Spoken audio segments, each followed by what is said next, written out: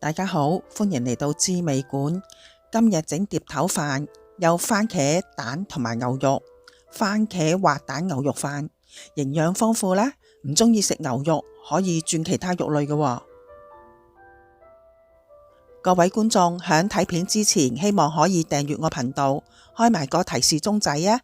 我有新片會第一時間通知大家。仲有中意我嘅影片，請點讚同埋分享俾你啲朋友。多謝支持。呢度有6安士嘅炒牛肉，嗱，咁樣呢度睇呢係直紋，而響另外一邊呢，呢一度就係橫紋，響橫紋嗰邊切片，切出嚟嘅牛肉片先至容易咬得開噶。沖洗乾淨之後呢，索乾多餘水分。嗱，響橫紋嗰邊切喎，係呢一個方向。切好咗之後呢，跟住加半湯匙生抽，適量胡椒粉，半湯匙粟粉，再加多半湯匙水添，攪拌均勻，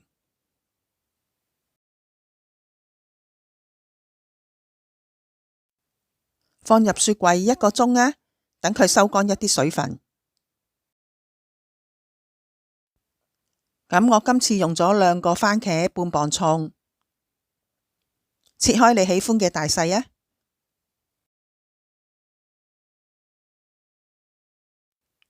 另外再準備2片薑同埋2瓣蒜頭，蒜頭將佢切片。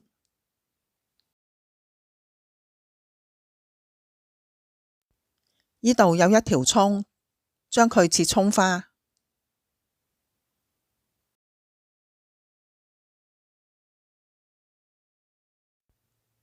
再開返個粟粉水埋芡。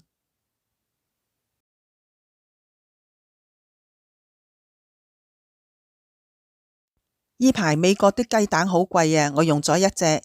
如果你買啲雞蛋平嘅呢，加多隻落去啊，將隻蛋打散。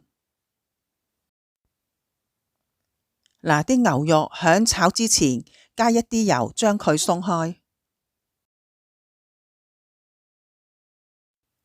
依家加一啲油落隻鑊嗰度，將隻鑊燒熱，用中大火。首先將啲蛋炒熟咗先。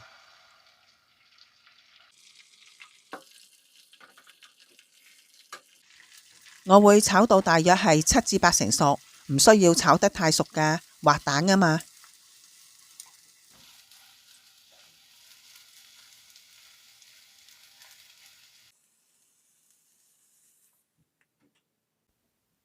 咁將啲蛋再起咗之後，用返同一隻鑊，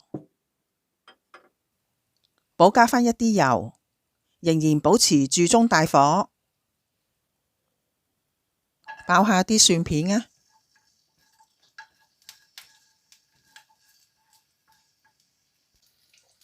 接住牛肉都可以加落去，將啲牛肉鋪平，唔好重疊，辣香一邊先。大約係4成熟，跟住反轉另外嘅一邊，辣到大約係6成熟咁啦。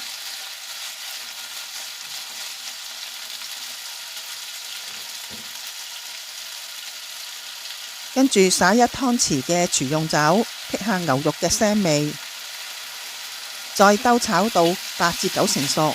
咁要幾熟呢？就係隨你喜歡嘅喎。各位觀眾，如果喺影片嘅開頭、中間或者片尾有廣告嘅話，請幫忙播放一下，多謝支持。炒好咗嘅蛋同埋牛肉擺埋一邊備用。依家將隻鑊清洗一下，再加返一啲油。燒熱隻鑊之後，用中大火爆下2片薑，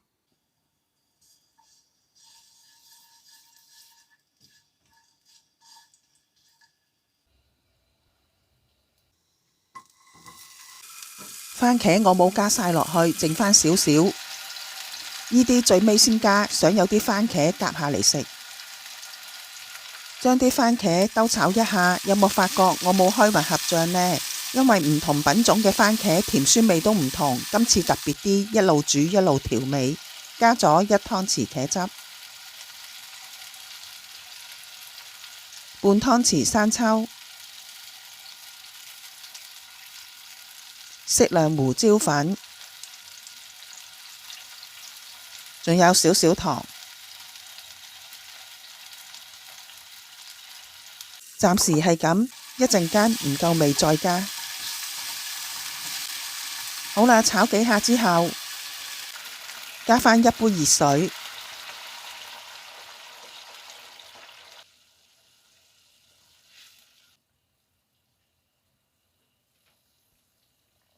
冚蓋將啲水煮滾，滾起咗之後轉中小火煮大約3分鐘。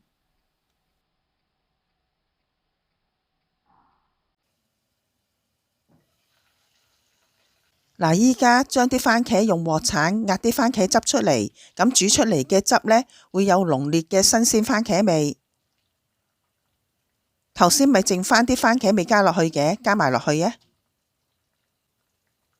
試一試味，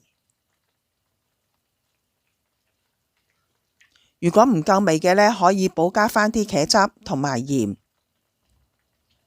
我呢度補加返1湯匙嘅番茄汁。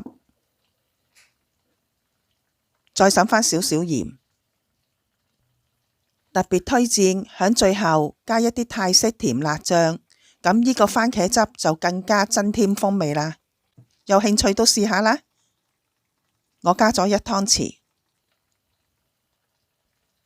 好啦，啱味道呢，就將個火熄細，攪勻啲粟粉水埋芡。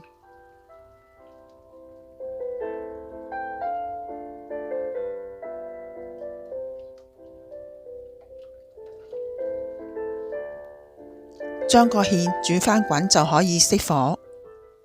接住牛肉、雞蛋同埋蔥花都可以加埋落去。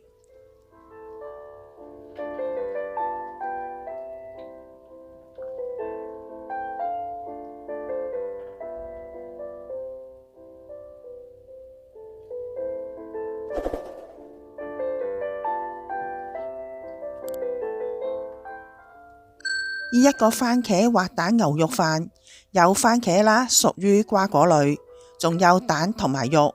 唔鍾意食牛肉可以改用其他肉類，酸甜美味，開胃好餸飯。